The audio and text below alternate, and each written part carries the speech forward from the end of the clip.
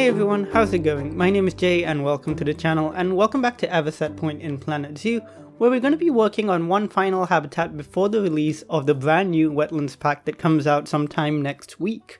So when I'm recording this, I think it's about 9 days away, so not long now at all, and I'm so excited. Like, the pack looks fantastic. It's all the animals I've really wanted in the game for such a long time. The Asian small coat otter, the wild water buffalo is really nice. I really love the texture on that. The crane, the red crown crane looks fantastic. I also really like the, still not sure how to pronounce this, the Nile Lechwe, I believe. I'm sure I'm butchering that, so I do apologize. We also have, of course, a couple others. We have an exhibit animal, which is the Danube-crested newt, I believe. I think I'm missing one, but I can't quite remember. And of course, the fan favorite, my personal favorite, the one I'm most excited for, the capybara. I love capybaras so much. They're just such amazing animals. They're adorable. You find them in so many zoos where they just kind of hang out in lots of different animal habitats, like mixed species habitats. And they're always just like so fine with it. They're just really chill. They hang out with other animals. They're very relaxed animals. Just so cool, and really like some of my absolute favorite mammals of all time. So I'm so excited to have them. Can't wait to do a nice big wetland habitat with them and maybe a couple other animals. So really keen on that. The Asian small claw otter is definitely getting a habitat here at Avocet Point as well. They're probably the most common otters found in zoos.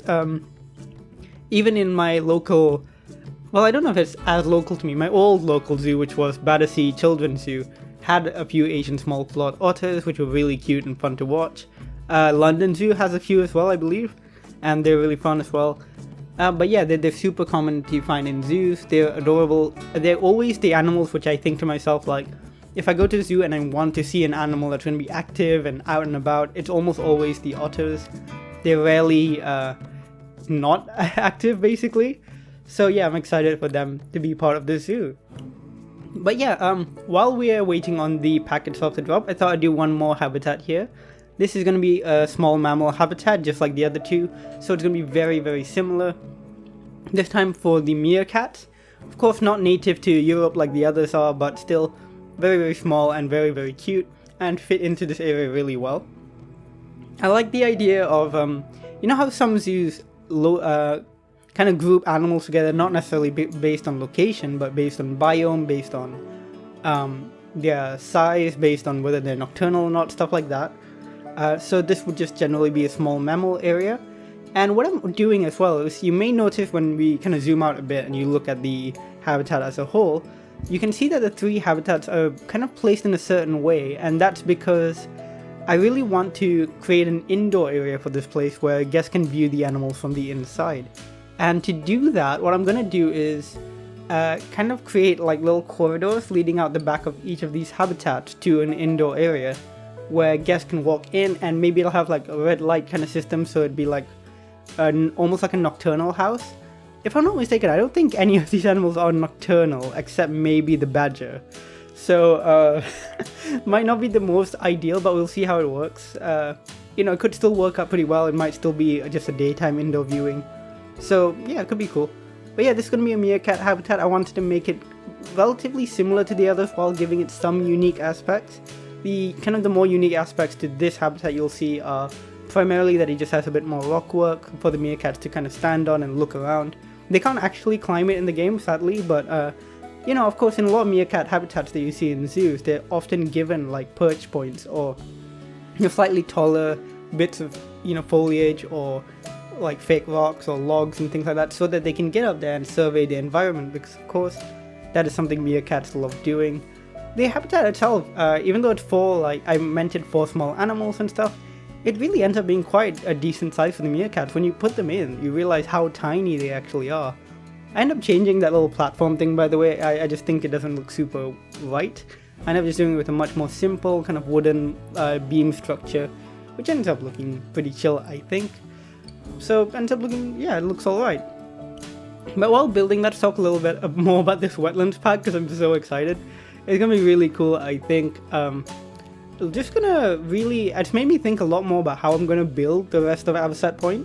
because I really want to include all the wetland pack animals, and I think we're very much okay to do that. I think they still fit the vibe of the zoo pretty well. But yeah, we'll have to see how we're going to incorporate them, because maybe a wetland themed area might be a bit much for Avocet Point, because the zoo in my head wasn't something that would have probably the budget to have like a really heavily themed area. So maybe it wouldn't be heavily themed, but we can still play with that wetland element, because for example, I live pretty close to the wetland center in London, and I've been there a few times, and they have some kind of like, they mainly focus on birds, but they have like wetland birds, and they have like an otter habitat and stuff like that, where they integrate a lot of the natural wetland elements of the area itself. So we could, you know, like look into the wider map, because this is quite a, I wouldn't say a wetland, but it is a very water heavy map. There's a river just further south, further north, as you can kind of see in the background there, and it is surrounded by the ocean. So I can imagine we would have like deltas and other wetland features, and we can maybe incorporate that into the story of the zoo, like, you know, specifically that the zoo was focused on maybe using some of these natural elements to really focus down and create very biome appropriate habitats for some of these animals. So that could work, I think, and it could look pretty cool. So we'll see how that goes. Here I'm using a little bit more of the arid foliage, some of the drin grass and the I can't remember, yellow creosote bush. I can't remember how to pronounce that, but you know, it looks a little bit more dry, a little bit more arid. Feels like a bit more appropriate for the meerkat, while not feeling too out of place either in this environment. And of course, I'll end up using the ponytail palms again to keep these three habitats feeling relatively similar, in the sense that they have these feature plants like that look really nice to kind of bring some color into the habitat, and really, I don't know, they make it look very much like a zoo habitat, and I don't fully know how they do that, but yeah. Trying to figure out what tree I should put in there. You know, now that I think about it, those sausage trees were pretty cool. I might actually go back and use them. What I end up using, I think, is a cork oak, which I'm kind of growing out of. I'm not as much of a fan of them as I used to be when we first got them in the Europe pack. They're still alright, but yeah, I don't know.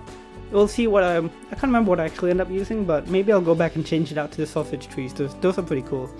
Yeah, I guess the cork oak is still pretty okay. It fills in that space nicely, but I would like a bit more height, I think. So yeah, we'll see. Maybe I'll end up changing that. Just more foliage work here. There's not an awful lot left for me to do in this habitat. Of course, once I put in the animals, I usually have to change a few things. So when you see the cinematics, it will be slightly different. I often do that with a lot of my builds, because you want to make sure the animal themselves can actually use it. Just quick bridge here. They actually can use this bridge, I believe. I haven't seen them go over to that particular rock, because I don't think they have an incentive to, really. The indoor space here is very similar to the previous few. Nothing too different here. I imagine with a lot of these indoor spaces, they couldn't be quite vital in this region, because this is set in the UK. And I imagine you need a lot of indoor spaces for animals that would need warmer temperatures, like the meerkat here.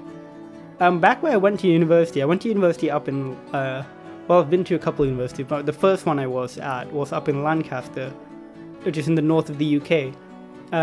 And there they had this park nearby, which had like a mini zoo in it, and they had meerkats. And I remember whenever I used to go there during the colder months, you'd see the meerkats in their little indoor shelter, and they'd all be curled up under a heater because they're all like trying to get warm. So definitely providing them with adequate indoor space is really important. And I think once we get to the indoor part of this small mammal habitat, I think creating some little bits like that where you can see a heater overhead for the meerkats, or an air conditioner for the Arctic fox, something like that, just to show that, you know, each of these animals has their own requirements, and that they are being cared for in the context of the indoor space rather than the outdoor space. So I think that'll end up looking pretty cool. But yeah, we are coming up to the end of the episode. Not super long here. But yeah, I'm just looking forward to seeing how this park develops. Really excited for the new wetlands pack. Also, some cool stuff coming with the free update. If I'm not mistaken, we're getting stuff like roaming educators, more like water functionality. We can create mist and stuff over the water, which will really help with our wetlands environments. I think you can edit the exhibit water as well now, which is really cool. So we're going to get some cool stuff there. So yeah, looking forward to it. And it's already making me wonder what the next pack is going to be. I know it's so soon, like we haven't even got this one yet, but because this is an animal pack. The next one, of course, is probably going to be a scenery focus pack with animals as well. So quite excited to see what that might be in the future. But yeah, that is it for today. I hope you enjoyed today's video. Let me know what you thought down in the comments below. Feel free to leave suggestions for what you want to see in Avocet Point. It's still very much a fledgling zoo, long way to go. I'm going to try and get another October Lake video soon too, because I want to wrap up that series, and I've got some ideas for like some final few things to build in it. So yeah, when that video comes out, I'll see you then. Thanks so much for watching, and I'll see you all in the next video. Bye!